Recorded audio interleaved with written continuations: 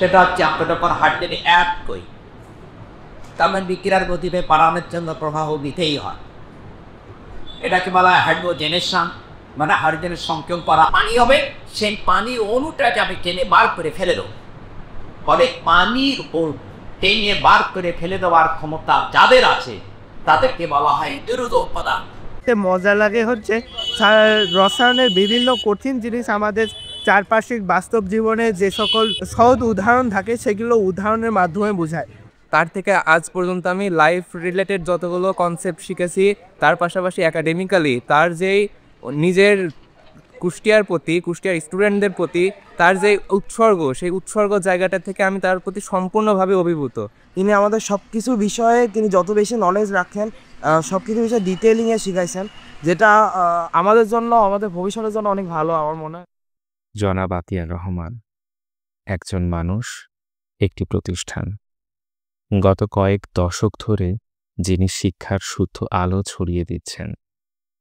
কেমিস্ট্রির মতো একটি সাবজেক্টকে নান্দনিক উপস্থাপনের মাধ্যমে যিনি সকলের আগ্রহ ও ভালোবাসার বিষয়ে পরিণত করেছেন। তার তেজোদ্দীপ্ত কণ্ঠস্বর, গল্প বলার অসাধারণ ভঙ্গিমা, শিক্ষার্থীদের প্রতি গভীর মমত্ববোধ ও অসাধারণ ব্যক্তিত্ব তাকে অনন্য উচ্চতায় নিয়ে গেছে। তার সবচেয়ে বড় শক্তি সততার প্রশ্নে অবিচল থাকা। সময়ের মাপকাঠিতে তার বয়স ৮০ ছুঁই ছুঁই করলেও শিক্ষকতার এই মহান ব্রত থেকে তিনি আজও ছুটি নেননি। নিরলসভাবে শিক্ষার্থীদের মনে তিনি ভালো মানুষ হওয়ার বীজ বুনে যাচ্ছেন। দেশ বিদেশে ছড়িয়ে ছিটিয়ে থাকা তার হাজারো শিক্ষার্থীদের আবেগের সাথে তাই তিনি মিশে আছেন। এ অঞ্চলের আপামর জনতার বড় ভালোবাসার মানুষ তিনি। কুষ্টিয়াবাসীর কাছে তিনি জীবন্ত কিংবদন্তি, আমাদের আতিয়ার রহমান স্যার। সময় তো সুধী, এই মুহূর্তে আমি যার পাশে বসে আছি তিনি আমাদের কাছে অসম্ভব ভালোবাসার একজন মানুষ, অনেক সম্মানের একজন মানুষ। প্রায় ৩ প্রজন্ম ধরে তিনি শিক্ষার আলোয় আমাদেরকে প্রজ্বলিত করছেন। অসম্ভব ব্যক্তিত্ব সম্পন্ন একজন মানুষ, এবং স্যারের পাশে বসে এই যে আমি কথা বলছি এটাও আমার কাছে একটু ভয় ভয় লাগছে। তারপরও তিনি একটা মিষ্টি হাসি দিয়ে বলে, ঠিক আছে তোরা পর, সমস্যা নেই, আমি কথা বলবো। তো এইটুকু ভরসা তিনি আমাদের দিয়েছেন। আসলে তাকে পরিচয় করিয়ে দেওয়ার ধৃষ্টতা আমার নেই, আমি শুধু এইটুকু বলবো যে আমাদের মনের মানুষ, শিক্ষক বলতেই যেই প্রতিচ্ছবিটা আমাদের সকলের সামনে চলে আসে সেই মানুষ জনাব আতিয়ার রহমান স্যার, অবসরপ্রাপ্ত সহযোগী অধ্যাপক, কুষ্টিয়া সরকারি কলেজ। স্যারের পাশে আমি বসে আছি এবং স্যারের কাছে আমাদের প্রথম প্রশ্ন যেটা, সেটা হচ্ছে সকলেই স্যারের কথা আসতে জানতে চায় আমাদের স্যার কেমন আছেন। কাজেই সেই প্রশ্নটা দিয়ে আজকে আমাদের এই ছোট আলাপচারিতা শুরু করব। স্যার কেমন আছেন? আলহামদুলিল্লাহ, আসলেই ভালো আছি। যিনি ভালো রাখার মালিক আল্লাহ তাআলা, তিনি অনেকটা সবাইকে ভালোবাসেন, এবং আমি সবচেয়ে ভালো আছি এই কারণে যে আমি পবিত্র রোজাটাকে, 30টা দিনের রোজাটাকে একেবারে সুন্দরভাবে তারাবিও করতে পেরেছি উইথ মাই অ্যাবিলিটি। স্বাস্থ্যগত দিক থেকে আল্লাহ তাআলা আমাকে মেহেরবান করেছে, এই জন্য। আর আমি দাঁড়িয়ে নামাজ পড়তে পারি। আমি এক সময়ে চেয়ার ব্যবহার করলেও আর করতে হয় না, এই জন্য আমি ভালো আছি। আলহামদুলিল্লাহ, খুব ভালো লাগলো এটা। এবং আমিও দেখেছি বড় মসজিদে স্যার যান এবং সেখানে তারাবি নামাজগুলো পড়েন, এটা খুব ভালো লাগে আমার কাছে। স্যার, আমরা অনেকেই হয়তো বা জানি না স্যারের জন্ম এবং বেড়ে ওঠা বসিরহাটে। তো স্যারের সেই সময়, সেই ছেলেবেলার সময়গুলো বা স্যারের বাবা মা পরিবার নিয়ে যদি একটু জানতে চাই স্যার, একটু বলতেন যদি আমাদেরকে।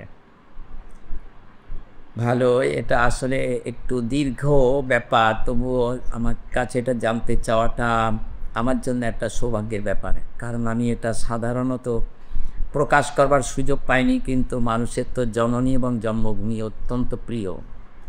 তা আমি আসলেই ইন্ডিয়াতে জন্মগ্রহণ করি, যেটা তোমার বললে যে বসিরহাটে, সাতক্ষীরার অপোজিটে, আমাদের বাংলাদেশের সাতক্ষীরার যে অপোজিটে পশ্চিম বাংলা বলে 24 পরগনার মধ্যে বসিরহাটের পাশে আমার জন্মটা হলো। আমার গ্রামের নামটা হচ্ছে গোয়ালদা।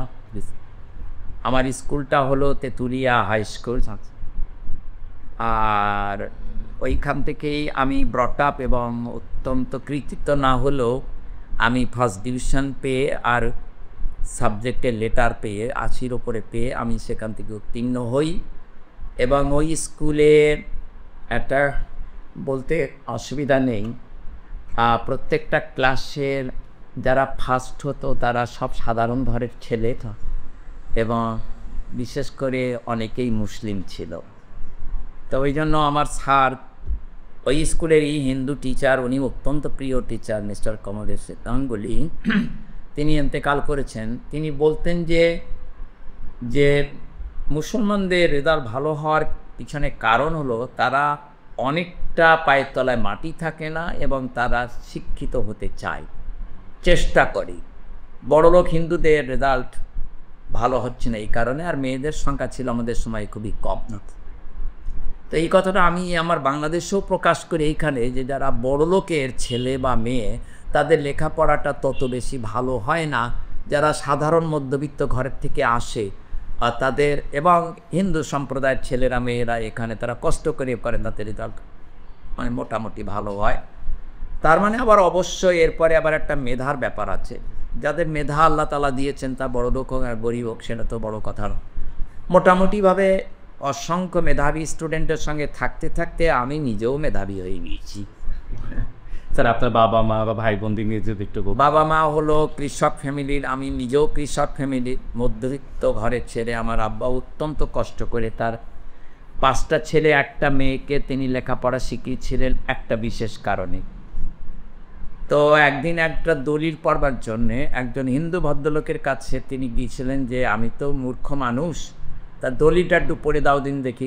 বলতেছে যে গাজী সাহেব, তোমার 5টা ছেলে আছে, তুমি লেখাপড়া শেখাতে পারো না, তুমি লেখাপড়া শিখাও, তুমি দলিল তুমি পড়বা কেন, তোমাকে তো দলিল তো তুমিই তো লোককে, তোমার এত সুন্দর পরিবেশ।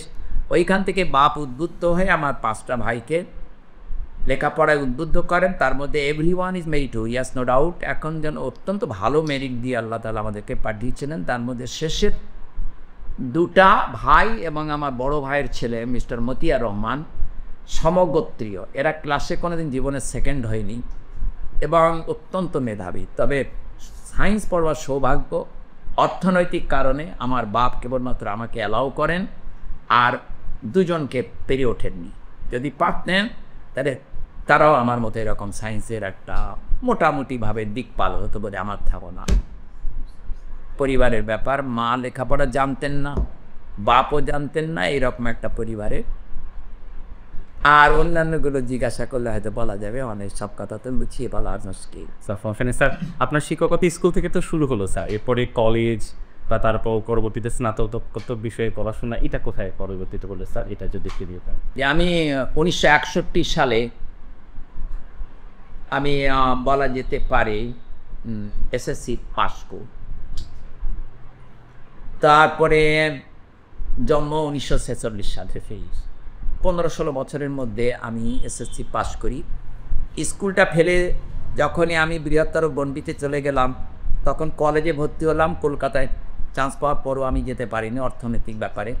নিকটস্থ গোবরডাঙ্গা বলে একটা স্টেশন আছে, যেটা শিয়ালদহ থেকে যারা কলকাতার দিকে যায়, গোবরডাঙ্গা স্টেশনের পাশে গোবরডাঙ্গা হিন্দু কলেজ বলে একটা কলেজ, সেখানে আমি এসএসসি পাস করার পরে এইচএসসিতে ভর্তি হই।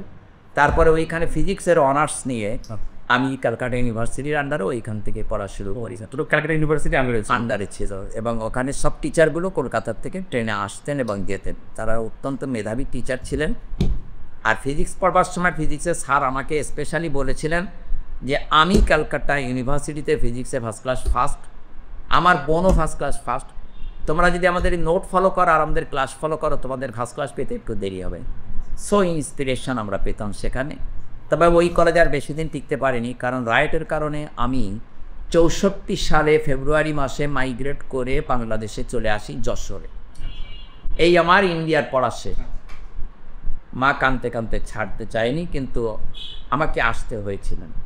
এখানে এসে আমি পাস কোর্সে পড়ি, আমার অনার্স শেষ হয়ে গেল। তারপরে বিএসসি পাস কোর্স পড়লাম যশোর এমএম কলেজ থেকে। একটা বছর আমার ড্রপ যায় সেশনের সাবজেক্টের মানে সিলেবাস না মেলার কারণে। তারপরে আমি অর্থনৈতিক কারণে আমার আরেকটা বছর নষ্ট হয় বিএসসি পাশ করার পরে। বিএসসি পাশ করার পরে আমি অর্থনৈতিক জটিলতা কাটিয়ে ওঠার জন্য আমি যশোর সম্মিলনী হাই স্কুলে, যশোর সম্মিলনী হাই স্কুল যেটা হচ্ছে যশোরের অত্যন্ত নাম করা একটা স্কুল, সেখানে আমি টিচারিং। তখন আমার বেতন ছিল 205 টাকা। ওই 205 টাকা আমার জন্য আশীর্বাদ, ভীষণ উপকার দিয়েছিল। আমার ফ্রেন্ড ফারজেল হোসেন, আমার খুব বুঝম ফ্রেন্ড, তাকে জড়িয়ে ধরে বলেছিলাম যে ফারজেল হোসেন, আমরা না খেয়ে মরবো না, কারণ আমরা তো লেখাপড়া করেছি তো যশোরে পরের বাড়িতে থেকে, লজিংয়ে থেকে। সেই লজিংয়ে আর স্টুডেন্টগুলো এখনও আমাকে স্মরণ করে খুব ভালোভাবে। তারা এখন খুব বড় লোক হয়ে গেছে, ভীষণ ডিসফিগার হয়ে গেছে যশোরে, নাম করা, তারা খুব ভদ্র। স্যার কর্মজীবন শুরু হলো শিক্ষকতা দিয়েই স্যার? শিক্ষকতা দিয়ে। তারপরে 1 বছরের মধ্যে কিছু রোমান্টিক কথা, যে বিয়ের প্রস্তাব যখনই এসেছে তখন আমি ডিনাই করেছি। বলে যে না, আমি বিয়ে কখনোই করব না, আমি সেট না হওয়া পর্যন্ত, আর মাস্টার ডিগ্রি কমপ্লিট করে তারপরে আমি বিয়ে করব, কী করবো না সেটা পরের বিষয়। ফলে ওই রোমান্টিকতা আমার মাঝখানে তখন আর ক্রিয়া করিনি। আর ওইখান থেকে বেরিয়ে গেলাম। বেরিয়ে 1 বছর টাকা জোগাড় করলাম, 4,565 টাকা নিয়ে আমি SM হলে, রাজশাহী ইউনিভার্সিটিতে SM হলে থেকে পড়াশোনা চালাই সংক্ষিপ্ত ব্যাপারে। ফার্স্ট ইয়ারটা গেল, তারপরে প্রিভিয়াস বলা হয় এটা। তারপরে যখন ফাইনাল ইয়ারে উঠলাম তখন আমার SM হলে 83 নম্বর রুমে আমার সিট পড়ে। তো ওখানে পড়লে তখন ওইখানে আব্দুর রশিদ বলে একজন আমার সিনিয়র মেট থাকতেন। তিনি আমাকে বললেন যে আতিয়ার ভাই, এইখানে যারা ঢোকে প্রত্যেক বছর একটা করে ফার্স্ট ক্লাস ফার্স্ট হয়। ওই রুমটাতে স্যার? ওই রুমটাতে। তা আমি বেরিয়ে গেলাম কেমিস্ট্রিতে, পিওর কেমিস্ট্রিতে। এখন আপনারা 3 জন থাকলেন, একজন ইংলিশের, একজন স্ট্যাটিস্টিক্সের, আর একজন অ্যাপ্লাইড কেমিস্ট্রি। এর মধ্যে একজন পাবেই, একজন পাবে বলে আমি আশা রাখি। আমি তখন মনে করলাম যে এটা কেমন একটা ব্যাপার হলো। তাড়াতাড়ি স্ট্যাটিস্টিক্সের ওনার কিন্তু ক্যালিবার ছিল, কিন্তু অত এনার্জি ছিল, আর ইংলিশে তো আমি অত বেশি জানি। ওই যে ইন্সপিরেশনটা পেলাম, তারপরে একাডেমিক ক্যারিয়ার চলতে চলতে আমাদের সেকেন্ড ইয়ারে আমার যিনি অনার্সের থেকে এসেছিলেন মিস্টার মনমতো ভাদুরী, তিনি অত্যন্ত চ্যালেঞ্জিং স্কুলের। তিনি আমাকে আর আমার এখানকার যে ডিসি সাহেব ছিলেন আব্দুল সালাম, সেই আব্দুল সালামকে করিডরে পেয়ে বলল যে আমি তো ফার্স্ট ক্লাস ফার্স্ট হচ্ছি, আপনারা এখন কে সেকেন্ড আর থার্ড হবেন সেটা এখন চিন্তা করেন। তখন ওই আব্দুল সালামের সংস্পর্শে থেকে আমরা দুজনেই বলেছিলাম লেট আস ফেস এ চ্যালেঞ্জ। এটা খুবই আমার কাছে খুবই উদ্দীপক ব্যাপার, it is a very good factor. তা আমি বললাম যে বিনা চ্যালেঞ্জে তো আপনাকে ছেড়ে দেওয়া যাবে না। তখন আব্দুল সালাম বলল যে আতিয়া তুমি এক কাজ করো, নোট করো আর আমি মুখস্থ করি, আমরা নোট করি আর মুখস্থ করি, আমরা একটা ফেস করবো চ্যালেঞ্জ। এই ডিসি আব্দুল সালাম এত পবিত্র ডিসি, এত ভালো ডিসি পায়াস, এই কুষ্টিয়ার স্বনামধন্যটি ডিসি আব্দুল সালাম ঢাকায় থাকে এখন, অত্যন্ত ভালো আমার ক্লাসমেট। তা আমরা দুজনেই খুব ভালো রেজাল্ট করি এবং তাকে আমরা সেকেন্ড হতে বাধ্য করেছিলাম, সে ফার্স্ট হতে পারেনি। খালি আমাদের ইন্সপিরেশনের চলে এবং প্রচেষ্টা চলে। এই জন্যে আমরা ছাত্রদেরকেও বলি, আমি এখন পড়াশোনায় তোমরা চ্যালেঞ্জ, বিনা চ্যালেঞ্জে তোমরা সূচক্র মেদিনী পর্যন্ত ছেড়ো, চ্যালেঞ্জ করো। যেমন বর্তমানে বাংলাদেশ চ্যালেঞ্জের মোকাবেলা করি, কিন্তু তার নিজের মহায়া আদর্শ নিয়ে বলো মহিমান্বিত হয়েছে। আর ইন্ডিয়ার মতো এইরকম একটা পরাশক্তি পাশে চ্যালেঞ্জ করা, এটা কিন্তু সহজ ছিল না। আমি আমার ছাত্র ছাত্রীদেরকে এইটাই ভাবি আমি বেশি উদ্দীপিত করি। স্যার তারপর তো স্যার হচ্ছে আপনার উচ্চ সরকারি কলেজে আসা, এবং সরকারি কলেজে আমি অজস্র আপনার শিক্ষকদেরকে পাই যারা আমারও শিক্ষক, হয়তো বা আমার চাচাদেরও শিক্ষক, আপনার ছাত্র তারা সকলেই। তো কুষ্টিয়া সরকারি কলেজে আসা এবং সেই সময় আপনার যারা শিক্ষার্থী ছিলেন তাদের বিষয়ে যদি একটু বলতেন স্যার। সরকারি কলেজে জয়েন করলেন কত সালে স্যার? জি, সরকারি কলেজ বলতে আমি তো প্রাইভেট কলেজ কোটচাঁদপুর কলেজে 5 বছর গেলে তো ইয়ে কথা। আমি সরকারি কলেজে চিটাগং গভর্নমেন্ট কলেজে প্রথম, আমি সরকারিতে চিটাগং আগে, সরকারি Chittagong government college, Chittagong college. অত বড় কলেজে আমি যে অ্যাপয়েন্টমেন্ট পেলাম, আমি নিজেকে আনন্দ ধরে রাখতে পারিনি। সেখানে বড় বড় সমস্ত সব কিছুই বড় বড় ব্যাপার। তারপরে হেড স্যার ছিলেন সিরাজুল ইসলাম সাহেব, খুব স্নেহ করতেন। উনি বললেন যে আপনি ইন্টারমিডিয়েটে ক্লাস আর এমনি ফাইনাল অনার্সের ক্লাসটা নেবেন স্পেকট্রোস্কোপির উপরে, অনার্সের উপরে, দুরূহ ব্যাপার এটা। তো দায়িত্ব দিলে আমি দায়িত্ব পালন করার চেষ্টা করি। চিটাগং গভর্নমেন্ট কলেজে ঢোকার পরে আমি অত্যন্ত সুনামের অধিকারী ওই কণ্ঠের কারণে, এবং টিউশনি তখন একবার স্রোতের মতো আসা শুরু করলো। আমি তখন বাসা ভাড়াই নিইনি, কিন্তু টিউশনি যে চাপ আর টাকার যে লোভ, সেটা অসম্ভব ব্যাপার এক ধরনের। তাই লাইব্রেরিয়ান সাহেব বলেছিল যে আপনি যেহেতু 3 সাবজেক্টের পার্ট, ফিজিক্স, কেমিস্ট্রি, ম্যাথমেটিক্সে আপনি টাকা ধরে রাখতে পারবেন না। কিন্তু আমি বেশি দিন থাকিনি, কারণ ওদের ভাষাগুলো আমার বোধগম্য হয়নি।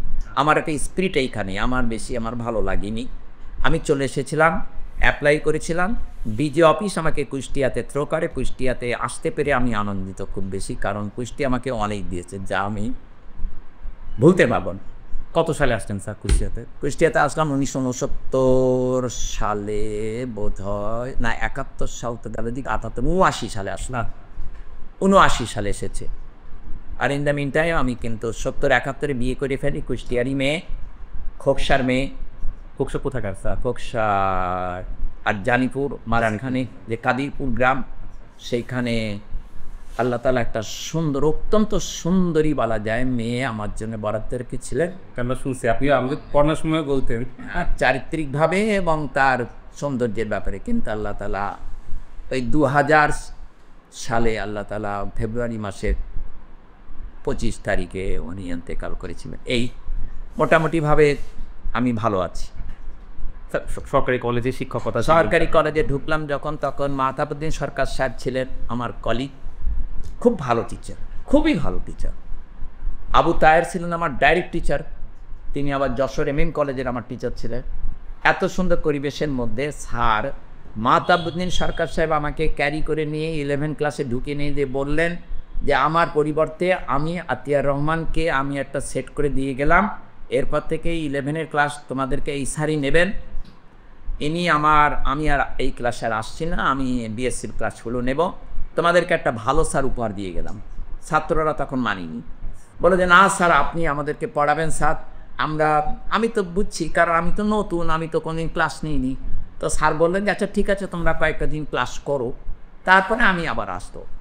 আমি ঢুকে আমার লেকচারে মনে পড়ে আমি বলেছিলাম যে মাহতাবউদ্দিন সরকার সাহেব আমার টিচার না হলো, আমার ডাইরেক্ট টিচার না হলো, উনি আমার টিচার। ওনার হাতের লেখা মুক্তার মতো সুন্দর, কি সুন্দর ব্যবহার, খুব সুন্দর। তা ওনাকে আমি রিকোয়েস্ট করবো তোমাদের ক্লাসটা কন্টিনিউ করার জন্য, আর আমি মাঝে মাঝে আসবো তোমাদের ক্লাসে।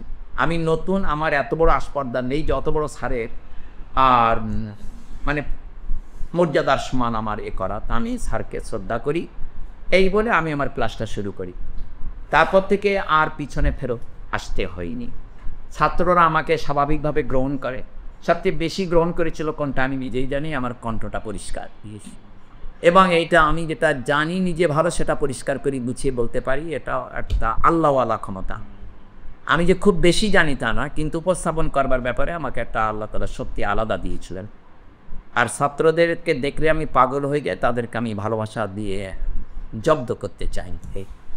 এই প্রশ্নটাই পরবর্তীতে করতাম। সেই সময় থেকে আজকে 2025 সালে আমরা এখন বসে আছি স্যার।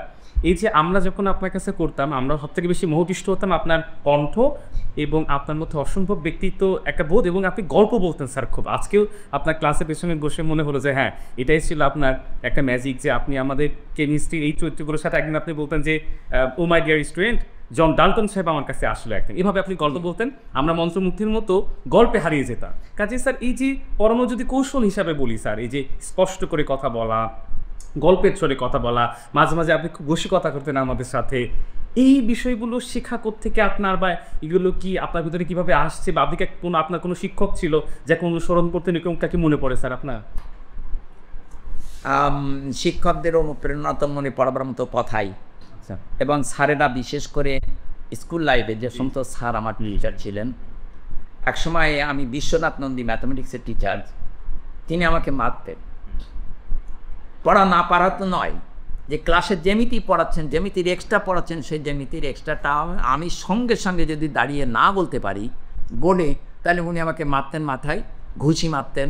কোনো সময় লাগতো, কোনো সময় লাগতো না। তো একদিন কাঁদতে কাঁদতে বলে ফেললাম যে স্যার আপনি মানে মারেন কেন? তো আতিয়ার মারলে তো তোমার হবে, এই জন্য তো তোমাকে মারি, আরগুলোকে মেরে তো কোনো আমার লাভ নাই। আজকে বুঝতে পারছি যে ওই সমস্ত স্যারদের আজকে আন্তরিকতা না থাকলে আমি এই পর্যন্ত আসতাম। তারপরে কলেজের টিচারদের আন্তরিকতা, এই স্কুলটা খুব বেশি অ্যাফেক্ট করেছিল আমাকে সাংঘাতিকভাবে। আমি মনে করতাম যে স্যাররা এত জ্ঞানী, এরকম জ্ঞানী কি আমি হতে পারবো জীবনে কোনদিন? আল্লাহ তাআলা তো মোটামুটি সেই পথে নিয়ে এলেন। মানে আপনি সেরা শিক্ষক পেয়েছেন স্কুল লেভেলে, এবং তাদের আগ্রহ এবং তাদের উদাহরণ দিয়ে পড়ানো এবং তাদের ভীষণভাবে, যেমন এখন কিছু কিছু পড়াবার সময় আমার এই উদাহরণটা বারবার বলতে ইচ্ছে করে যে সব মৌলিক পদার্থ, 118টা মৌলিক পদার্থ আল্লাহর কাছে দৌড়ালো, জি স্যার, তাহলে মানুষের একটা ভক্তি জন্মায় যে আল্লাহর কাছে দৌড়ালো, একটা ইমান আসে। আল্লাহ তো আমি দেখিনি, আল্লাহর কাছে দৌড়ালে বললো যে হে আল্লাহ, সোডিয়াম একটা লিড করলো, সোডিয়াম বলে যে আল্লাহ আমাকে তুমি নিষ্ক্রিয় মৌলের মতো শান্তিতে সুখে শান্তিতে থাকি দাও না কেন? তা আল্লাহ বলবেন যে তুমি যদি থাকতে চাও তাহলে দেখো ওর চেহারার সঙ্গে তোমার মিল করো, তোদের তো প্রত্যেকের তো বহিষ্ঠ স্তর 8টা করে ইলেকট্রন, আর সোডিয়াম তোমার তো বইরে 1টা ইলেকট্রন, আর পরেরটায় তো 8টা, তো তুমি একটা ছেড়ে দাও না কেন বিক্রয়ের বাজারে যে?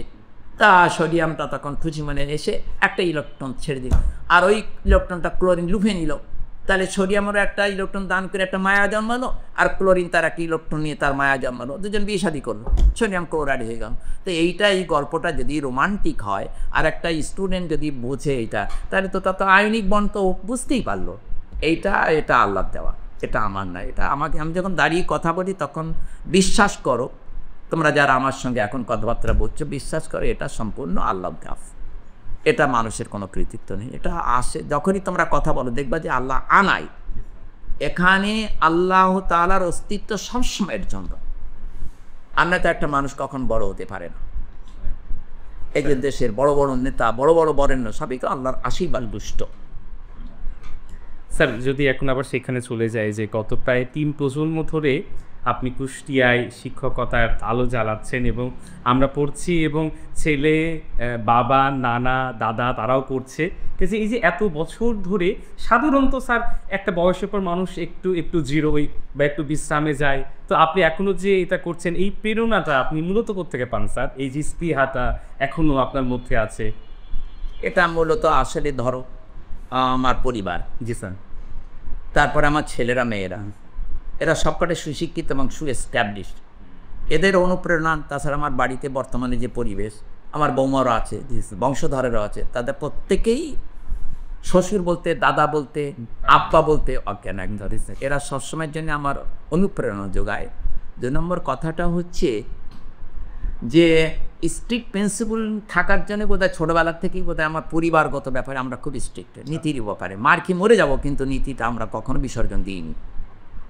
এই জন্য ছাত্র মহলের কাছে আমাদের একটা সুনাম ছিল সেই সময়ে, কারণ আমাদের গভর্নমেন্ট আমাদেরকে সাপোর্ট করতো, যে টিচারদের সম্মানটাকে অক্ষুণ্ণ রাখার জন্য তারা কিন্তু আমাদেরকে টর্চার করেনি কোনোদিন, এবং তোমাদের কোনো গার্জিয়ান, তোমাদের আব্বা আম্মা কোনোদিন কিন্তু আমাদের বিরুদ্ধে অভিযোগ করেনি।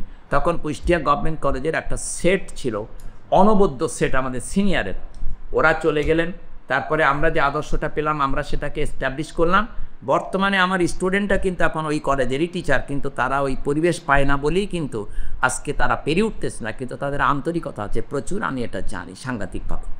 তো এখানে সরকার যদি সহায়তা করে আমাদের দেশে, যদি নিরপেক্ষভাবে টিচারদেরকে সম্মান অক্ষুণ্ণ রাখে, তাহলে শিক্ষা পরিবেশটা সারা দেশব্যাপী ভালো হয়ে যাবে। এর জন্য আমি পলিটিক্সের কোনো কথা বলি না, একটা কথা বলি, সেইটা ঘটনাটা কেমন করে আমাদেরকে পড়াতে হতো। একদিন প্রিন্সিপাল সাহেব ডেকে বললেন যে আতিয়ার সাহেব একটু আসেন তো দেখি, আজকে ছাত্রদের নকলটাকে বন্ধ করবার জন্য, কিংবা আজকে বোর্ড থেকে অফিসাররা আসবে, তো একটুখানি মোটামুটিভাবে যেন ছাত্র নেতারা যেন ডিস্টার্বটা না করে। তেমন আচ্ছা স্যার ঠিক আছে, ছোট্ট গল্প কিন্তু অত্যন্ত আকর্ষণীয়। তারপরে আমি ডিউটি করতে করতে তখন যখন ওই বড় বিল্ডিং থেকে নেমে 3-4টে পুলিশ দাঁড়িয়েছিল, বলে যে আপনারা ওই যে ছাত্র নেতারা আসছে, ওই যে কলেজের পুকুরের পাশ থেকে, প্রিন্সিপালের কোয়ার্টারের ওই পাশ থেকে ওদেরকে একটুখানি থামিয়ে দিয়ে আসেন। বলে আমরা পারবো না, কারণ ওরা মারতে আসে। আপনি যান। তাহলে আমি পাতলা, রোগা পাতলা মানুষ, আমি কেমন করে যাব? তাহলে না, আপনাদের কিছু টিচার আছে, আপনাদেরকে দেখলে ওরা খুবই সম্মান করে, ভয় করে। তেমন তাহলে রাইফেল নিয়ে ঘাড়ে করে দাঁড়িয়ে আছেন কেন? তো বলে এই রাইফেলের কোনো দাম নেই। তেমন আছে, ঠিক আছে, তাহলে আপনারা থাকেন, আমি যাচ্ছি। তখন আমার সঙ্গে আর ডান পাশে বাম পাশে কেউ ছিল না। তা আমি অদম্য সাহস নিয়ে, পাতলা মানুষ, সাহস নিয়ে আমি এগোলাম। আগাবার পরে আমি তোমাকে কি বলবো বা তোমাদেরকে কি বলবো, ওরা ওই বিএনপির স্টুডেন্ট এবং আওয়ামী লীগের স্টুডেন্ট দুটো দলই বলে এক হয়ে গেছে, কারণ তারা নকল সাপ্লাই দিক আর না দিক, মানে একটু একটু নিজেদেরকে শো করাবে তোমার ওই মানে পরীক্ষার হলের মধ্যে, তারা যে দুষ্কৃতিকারী তা বলছি না, তো ওদের একটু বুঝালে কিন্তু ওরা বোঝে। তা আমি গেলাম, ওরা পিছায়, আমি গেলাম, ওরা পিছায়, আমি গেলাম, ওরা পিছায়, পিছাতে পিছাতে ওরা গেল বল ফিল্ডের ওখানে, আমিও গেলাম বল ফিল্ডে। আমি বললাম যে আমি তোমাদেরকে বকতে আসিনি, আমি একটু কথা বলে চলে যাব। যে ওদেরকে যে ভাষাটা ব্যবহার করলাম, এই ব্যবহারটা আমার কাছে চিরদিন মনে থাকে। তা বললাম যে তোমরা ছাত্রলীগ করো কারা কারা? তাহলে স্যার আমরা। তা বিএনপি করো, ছাত্রদল, তার স্যার আমরা। অন্যান্য পার্টি বললাম সব এক জায়গায় বসে। আমি 2 মিনিট কথা বলে চলে যাচ্ছি। এমন সময় ওই সময়ে ভাদা বিক্রি কর্নেওয়ালা ছিল, ভাদাওয়ালাকে ডেকে বললাম যে এগুলো খাওয়া শুরু করো। আর একটা ছেলেকে ডেকে বললাম যে তোরা হয় মিষ্টি আমাকে খাওয়া, না হয়তো তোরা খা। বলে পকেট থেকে আমার মনে পড়ে যে বেশ কিছু টাকা দিয়ে বললাম যে মিষ্টি কিনে আগে। আমার তো উদ্দেশ্যটা হচ্ছে পরীক্ষার হলে ওরা যেন না যায়। ওদের নিয়ে বসে পড়লাম, বসে পড়ে গল্প করতে করতে করতে বললাম যে দেখো প্রিন্সিপাল সাহেব একটা দায়িত্ব দিয়েছেন, আমার সম্মানজনক দায়িত্ব, যে ছাত্র নেতাদের সঙ্গে আপনি কথাবার্তা বলে আমাদেরকে এইরকমভাবে আজকে টিম আসবে যেন আমরা আজকে বিশেষ বেয়াদবি না করি। আর তোমরা তো বেয়াদবি করবোই না, আমি তো তোমাদেরকে চিনি, তোমরা বেয়াদবি করো না, তোমরা আজকে খামাখা যেয়ে আর নিয়ে যদি ঘুরতে হয় ওই শেষের দিকে আমি তোমাদেরকে লিড করে নিয়ে ঘুরিয়ে নিয়ে আসবো। স্যার আপনি কথা দিলে তো আমরা ঠান্ডা, এমন ঠান্ডা তো অবশ্যই। এইবারে খেতে খেতে খেতে খেতে 3 ঘন্টা জায়গায় 2.5 ঘন্টা চলে গিয়ে সময়, ওদের খেয়ালই নেই। তা আমি বলতেছি যে তোমরা তো কথা দিয়েছিলাম তোমরা যাও, স্যার এখন দেখিস হবে। প্রিন্সিপাল এটা কিন্তু দোতলা থেকে মার্ক করলেন যে এটা ম্যাগনেটিক্যালি কেমন করে হচ্ছে, একজন মানুষ মাত্র, না তার আশেপাশে কেউ নাই স্যার, আপনি একা? না, একা মানুষ। আমার মনে পড়ে যে আমি যদি গুড ব্যবহার করি, ও ছাত্র লীগ লাগে না, ছাত্র দল লাগে না, ছাত্র ইউনিয়ন লাগে না, শিবির লাগে না। সেই সময় ছিল, সব স্যারেদেরই কিছুটা আন্তরিকতা ছিল এবং ছাত্ররা আমাদেরকে খুব শ্রদ্ধা করতো। এখন নেই, আল্লাহ আমাকে বাঁচিয়েছে, আমরা তো এখন হয়তো হলে কি জানি মার খেতাম কিনা তা আল্লাহ জানে। আমার প্রেস্টিজটা আল্লাহ তাআলা এক সম্মানজনকভাবে রেখেছে। এমনকি কেসি কলেজ ঝিনেতার থেকেও আমি বেরিয়ে এসেছি, ওখানে মারতে পর্যন্ত ছুটি গেছে, ক্লাস থেকে বার করে দিয়েছিলাম নেতাদেরকে। তাহলে মারবিতে মার, ফেলে দিসতে দে, কিন্তু তোরা আমাকে মেরেও কোনো শান্তি পাবে না। তোদের আমি ক্লাসে ঢোকার পরে তোদের তো নেতৃত্ব আর চলে না। তারপরে এক ছেলে দৌড়ে এসে বললো যে ও স্যারকে মেরিয়ে পুঁতিয়ে ফেললু, কিচ্ছু হবে না, ও যশোরের না, ও MM কলেজের না, কারোরই না, ও কুষ্টিয়া গভর্নমেন্ট কলেজ থেকে এসছে। ফলে ওখানে যেয়ে পাকামারি কোনো দাম নেই, স্যার আর তেমতে চলবেনি। শিক্ষকের প্রতিচ্ছবি বললে আপনার অবয়টাই আসে আমাদের কাছে। আপনার মতে একজন শিক্ষকের কী কী গুণাবলী থাকা উচিত বা জরুরি বলে আপনি মনে করেন, যার জন্য মানে আপনি যেহেতু এই জায়গা অবধি আসতে পেরেছেন এবং আপনার আশেপাশে সেই মানের আমরা খুব কম মানুষই পাই, আপনার মতে কী কী থাকা উচিত স্যার গুণাবলী শিক্ষকের?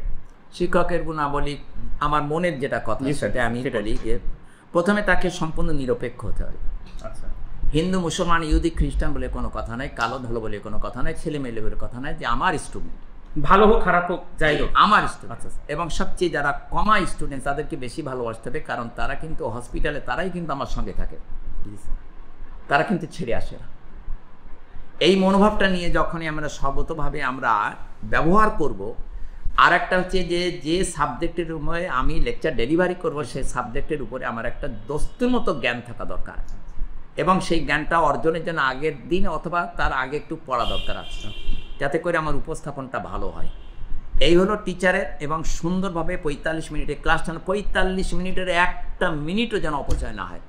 এবং এটা একটা রঙ্গমঞ্চ, এটা একটা অভিনয় মঞ্চ, যে যত সুন্দর অভিনয় করতে পারবে এবং ছাত্রদের সঙ্গে কথা কনভে করতে পারবে, প্রশ্ন করবে, আন্তরিকতার সঙ্গে তার জিজ্ঞাসা করবে, এবং তাকে ক্লাসে কখনোই অপমান করা যাবে না। কারণ ছেলেমেয়ের মাঝখানে তাকে অপমান করাটা শোভনীয় মোটেই নয়, এবং বাজে কথা বলা উচিত না, কারণ আমার স্টুডেন্ট, তারা আমার স্টুডেন্ট। ফলে আমি যদি এই অ্যাম্বিশন নিয়ে আমি কাজ করি, আর ছাত্রদেরকে যদি আমি কখনোই আমি আঘাতজনক কথা না বলি, এবং তাদেরকে অলওয়েজ প্রাইভেটলি ডেকে নিয়ে এসে যদি আমি তাকে কভার দিয়ে দিই, আর প্রাইভেটে পড়াতে পড়াতে তার টাকাগুলো যদি মাফ করে দিই, গরিব মানুষ, এবং তাকে যদি এক্সট্রা ক্লাস নিয়ে আপগ্রেড করিয়ে দিই, তাহলে আমার মনে হয় চারিদিক থেকেই এটা একটা উন্নতির সমান মাত্র। এটা লোক দেখানো কাজ নয়, এটা অন্তরের ব্যাপার। ওকে ফ্যামিলি মেম্বার মনে করতে হবে, ছাত্র হোক আর ছাত্রী হোক। এবং ছাত্রীদেরকে বেশি একটা এমফাসিস দিতে হবে, কারণ তারা হচ্ছে সবচেয়ে ভালোবাসার একটা নিদর্শন মাত্র, ওরাই বেশি স্যাক্রিফাইস করে। আর ছেলে মেয়ে মিশুক, একসঙ্গে মিশুক, কিন্তু 150 লিমিটেশন। অপমান করা যাবে না। ভালো মুখে যদি না পারি তাহলে তখন আমি অন্যান্য স্যারদেরকে হেল্প নেব, কিন্তু তাদেরকে বিট করা, তাদের প্রতি অশোভনীয় ব্যবহার, যদি অসম্মানীয় ব্যবহার একবার হয়েও যায় তা তাদেরকে ডেকে কিন্তু মাপ চেয়ে নেওয়াটা বা এমনি একটুখানি ভালো করে বুঝিয়ে দেওয়াটা উচিত, তারা যেন এটা চিরস্থায়ীভাবে একটা না মনে রাখে। স্যার, এখন আমরা যদি আসি যে সমকালীন শিক্ষা ব্যবস্থা নিয়ে বেশ আলোচনা হয়, সমালোচনা হয়। আপনি আপনার জীবদ্দশাতেই এই শিক্ষার নানা রকম পরিবর্তন দেখেছেন স্যার আমাদের বাংলাদেশের শিক্ষা ব্যবস্থায়। তো এই শিক্ষা ব্যবস্থা নিয়ে আপনার পর্যালোচনা বা আপনার মতামতটা কি থাকবে স্যার? প্রথমে আমাদেরকে হেল্পিং হ্যান্ড তো হচ্ছে সরকার। জি স্যার। যারা সরকারে থাকবেন, শিক্ষা ব্যবস্থায় হোক আর প্রধানমন্ত্রী হোক আর যাই হোক না কেন, তাদের আন্তরিকতা থাকবে যে টিচারদেরকে আমাদেরকে তারা যেন ভালোবাসেন, আমাদেরকে যেন সুযোগ দেন লেখাপড়া শেখার জন্য। সেই জন্য উন্নত মানের টিচারগুলো অ্যাপয়েন্টমেন্ট দেওয়া উচিত, যাদের ক্যালিবারটা ভালো, কখনোই ঘুষ টুস খাওয়া দিয়ে এরকমভাবে তাদেরকে অন্য চাকরি দিক। কিন্তু শিক্ষাক্ষেত্রে যে টিচারগুলো আসবে সেই টিচারগুলো যেন তাদের ক্যালিবার ভালো হয় এবং তাদেরকে উপযুক্ত টেস্ট নিয়ে সিলেকশনটা দেওয়া হয়, মাইনেতে আদায়ের দিকে দেয়। 2 নম্বর কথা হচ্ছে যে সরকারিভাবে আমাদেরকে একটুখানি সেফ সাইড দেওয়া দরকার, যেন কোনো পলিটিক্যাল পার্টি আমাদেরকে অ্যাসল্ট না করেন। তারপরেও আমার ব্যাপারটা হচ্ছে যে টিচারদেরকে মর্যাদা যদি দেওয়া যায় এবং স্বাধীনতা যদি দেওয়া যায়, আর যারা প্রশাসনে আছে তাদের একটা কথা বলে রাখা উচিত, তারা যা বলবেন তা যেন করেন। যে পরীক্ষাতে আমরা নকল রাখবো না, আসলেই যেন এটা বাস্তবায়ন হয়। আসলে বাস্তবায়ন 90% হোক, কিন্তু তার কথার মধ্যে একটা গ্রাভিটি থাকবে যে পরীক্ষাতে নকল থাকবে না। নেক্সট, আর এই চ্যাপ্টার বাদ যাবে না। আমরা সিলেবাসটা অলরেডি আমরা আগের থেকে বলে দেবো যে তোমরা পরীক্ষাতে খারাপ যদি করো, আদুবাহী হিসাবে যদি এক ক্লাসে 9 বছর থাকে তাও থাকতে পারো, আমি কখনো তোমাদেরকে প্রমোশন দেবো না।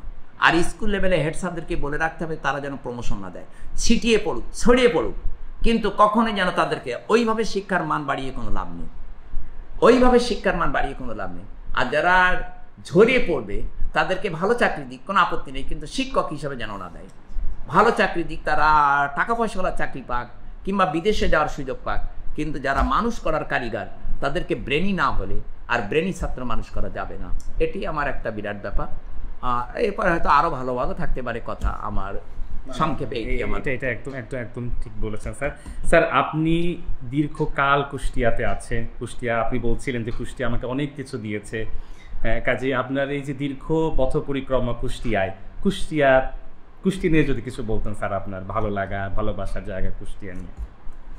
কুষ্টিয়ার ভালোবাসা মানে কি, আমি কুষ্টিয়ার মানুষ, ঠিক আছে স্যার, জন্মাইনি এখানে। কুষ্টিয়া মানুষ আমাকে সম্মান দিয়েছে। এখানে রেজেকের সন্ধানে আমি এসেছি, আমি আর যেতে পারিনি ব্যবহারের কারণে। আর এইটা মরি যাওয়ার সময় তো মরি যেতেই হবে। কুষ্টিয়ার মাটি আমার কপালে থাকলে ভালো, না থাকলেও ভালো, আমার ও নিয়ে আমার কোনো চিন্তা নেই। কিন্তু কুষ্টিয়া কী দিইনি আমাকে, প্রশ্ন হলো আমি কুষ্টিয়াকে কী দিলাম, এটা বড় কথা নয়। কুষ্টিয়া আমাকে কি দিন, মান সম্মান দিয়েছে, টাকা পয়সা দিয়েছে, ভদ্রতা দিয়েছে, আনন্দ দিয়েছে, আগ্রহ দিয়েছে। এমনকি মসজিদে নামাজ পড়তে যাওয়ার সময় পিছন দিক থেকে টেনে নিয়ে সামনে টেনে নিয়ে গেছে। আমার অসুখ হলে আমার এই কুষ্টিয়ার ছেলেরা মেয়েরা কেমন গার্জিয়ানরা পর্যন্ত দোয়া করেছে, এখনও পর্যন্ত দোয়া করে। তা কুষ্টিয়া আমাকে দিয়েছে না আমি কুষ্টিয়াকে দিয়েছি বলো তো দেখি? কুষ্টিয়ায় তো আমাকে বেশি দিয়েছে, একেবারে হৃদয় ভরে দিয়েছে, নিংড়ে দিয়েছে। আমি তো তার প্রতিদান দিতে পারিনি, ওই খালি একটু প্রতিদান দিই, ওই পয়সার বিনিময়ে কিছুটা দিই। তাদেরকে ছেলে মেয়েগুলাকে আপন মনে করে মানুষ করবার জন্য চেষ্টা করি। এই পর্যন্ত পয়সা নিই কেন, পয়সার আমার দরকার আছে, কারণ দান করতে গেলে আমার পয়সা লাগে। আর একটা হলো, ওদেরকে পয়সা না দিলে চিকিৎসা হয় না, পয়সা নিতেই হয়। যারা ডাক্তাররা তারা যদি ভিজিট না নেয় ও ওষুধ কেউ খায় না। সেই জন্য আমি কুষ্টিয়ার ছেলে মেয়েদের সঙ্গে, ওরা ভালো করলে খুব ভালো হয়। বহু স্টুডেন্ট সারা ওয়ার্ল্ড ব্যাপী সম্প্রসারিত। অস্ট্রেলিয়া একসঙ্গে বেড়াতে গিয়েছিলাম, ওয়াল্লাহ সে যে কি জড়িয়ে ধরা, অস্ট্রেলিয়া এদিকে স্বামী জড়িয়ে ধরে সে আমার স্টুডেন্ট, তার বউ জড়িয়ে ধরে সে আমার স্টুডেন্ট, তার ছেলে বলে আমি জন্মাইছি পরে তাই কি হয়েছে, আমি আপনার স্টুডেন্ট, আমার একটু অ্যাটমিক স্ট্রাকচার একটু বুঝিয়ে দেন। বুঝিয়ে দিলাম 5 মিনিট, সে বললো আপনি আমার স্যার, এত ভালো টিচার আপনি। আসলে সে ধোকের মাথায় ভালো বলি ফেলে। স্যার, এই যে এত মানুষ, আমরা আপনার পথে ঘাটে ময়দানে যেখানে যাই, এত মানুষ আপনাকে ভালোবাসে স্যার। এই যে মানুষের এত ভালোবাসা, এত দোয়া, আপনি বারবার এটা স্বীকার করছেন, পেয়েছেন, মানে আসলে মানুষ ভালোবাসে কখন স্যার, বা কোন সময় মানুষ এত আপন করে নেয়? এত আমাদের তো অজস্র শিক্ষকেরা আছেন, কিন্তু আপনি এই জায়গাটাতে কিভাবে আসা স্যার, মানে এটা আপনার কাছে কি মানে? আপনি বারবার স্বীকার করছেন যেটা আল্লাহ তাআলার একটা নিয়ামত, রহমত। একটা মেয়ে বলছে যে আমি তোমাকে ভালোবাসি, একটা ভালোবাসা। আর একটা মেয়ে বলছে ওই মেয়ে বলছে আমি কাউকেও ভালোবাসি না। তা ছেলেটা হতভম্ব খেয়ে গেছে যে তোমার সঙ্গে আমার 3-4 বছর পরিচয়, আমি কাউকেও ভালোবাসি না, আমি কাউকেও ভালোবাসি না, কাউকেও ভালোবাসি না এক্সেপ্টিং বলা। লাস্টের শব্দটা শোনার পরে একটা রিদম খেলে যায় ওই ছেলেটার মনের মধ্যে যে আমাকে ছাড়া সে আর কাউকে ভালোবাসে না। তা কুষ্টিয়ার মানুষকে আমি যখন দেখি তখন আমি বলি যে এরা কাউকেও ভালোবাসে না, ন্যায্য এবং ন্যায্য টিচার বা ন্যায্য মানুষ ছাড়া এরা মানুষ চিনলে তাকে ভালোবাসে।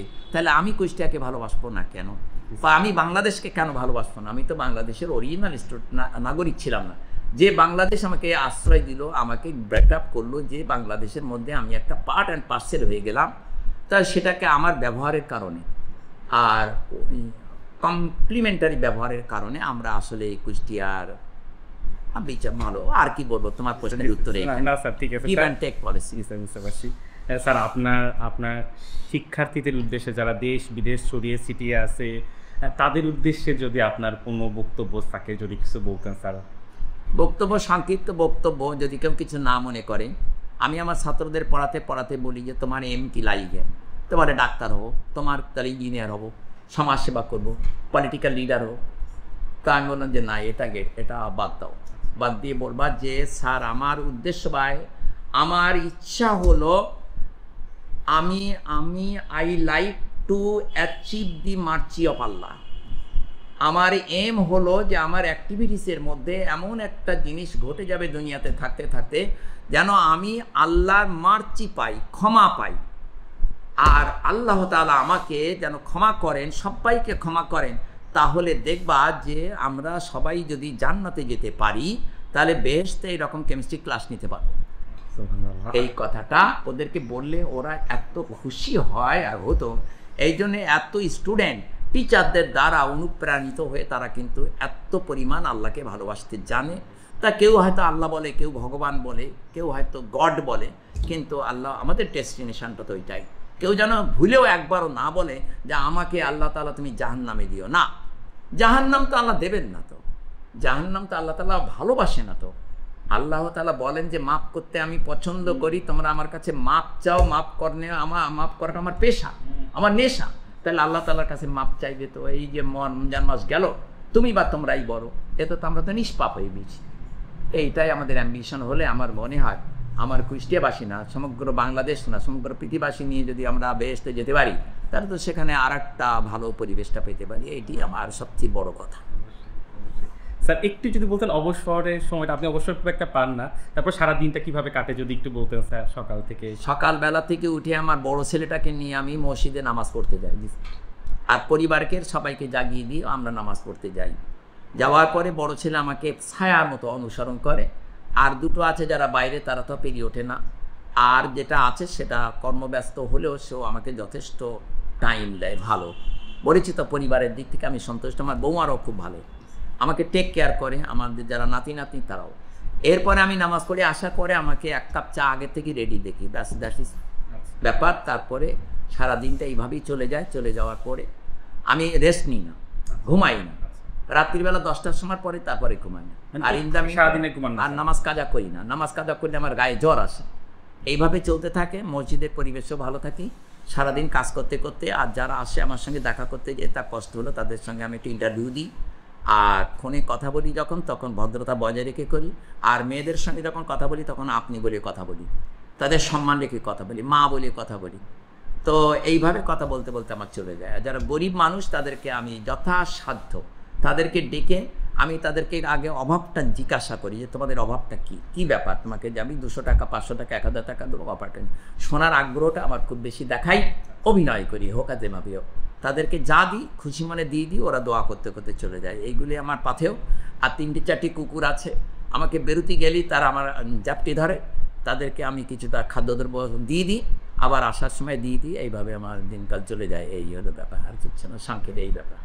যাক, আমরা দীর্ঘ সময় ধরে স্যারের কথা শুনলাম এবং আসলে আমিও খুব অবাক হয়ে শুনছিলাম যে একজন মানুষ যিনি শিক্ষক, যিনি আমাদের ছায়ার মতো, বড় বৃক্ষের মতো আমাদের ছায়া দিয়ে দূর অব্দি এসেছেন জীবনে এতটা পথ। অনেক কথা বললাম এবং স্যারের কাছে আমরা বিশেষভাবে কৃতজ্ঞ, স্যার যে আমাদের অনুমতি দিয়েছেন এই ছোট ডকুমেন্টারিটা করার জন্য।